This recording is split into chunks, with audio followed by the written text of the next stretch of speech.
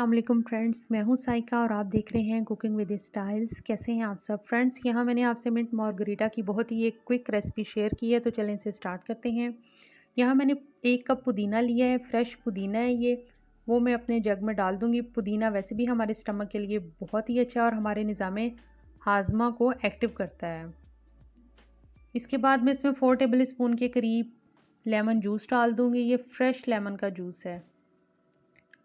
इसके बाद बारी आती है इसमें काला नमक डालने की। ये मैंने 1 टीस्पून लिया है। मेरे पास हाफ़ टी स्पून था, इसलिए मैंने इसे 2 बार ऐड किया है।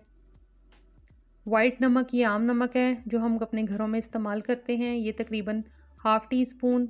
शुगर मैंने इसमें 4 टेबल स्पून के करीब ऐड की है।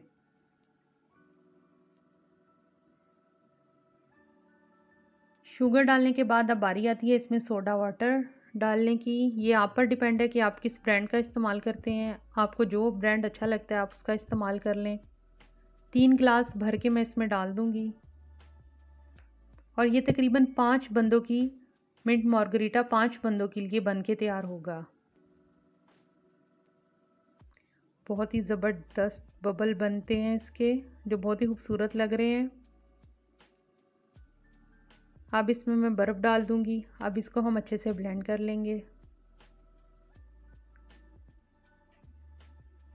अच्छे से ब्लेंड करने के बाद मैंने इसे अपने खूबसूरत से जग में निकाल लिया है। अब मैं इसे गिलासों में डाल दूँगी।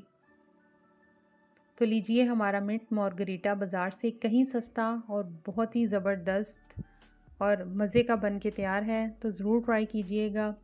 मुझे दीजिए इजाज़त, फिर किसी नई रेसिपी में मिलूँगी आपसे। अल्लाह निगहबान।